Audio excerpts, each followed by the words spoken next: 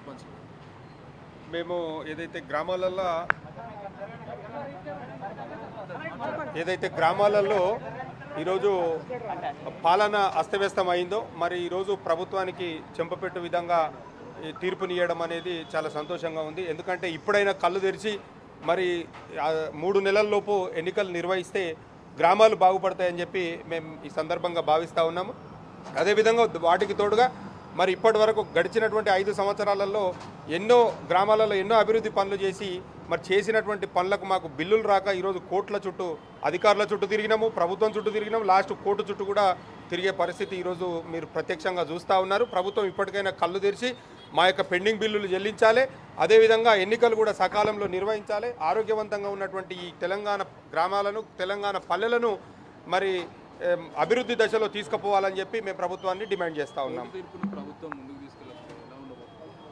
మేము ఏదైతే ఇప్పటి వరకు మరి అడ్వకేట్ గారు చెప్పినారో ఒకవేళ సెప్టెంబర్ లోపల ఎన్నికలు నిర్వహించకపోతే మరోసారి కోర్టు మెట్లెక్క తప్పదు.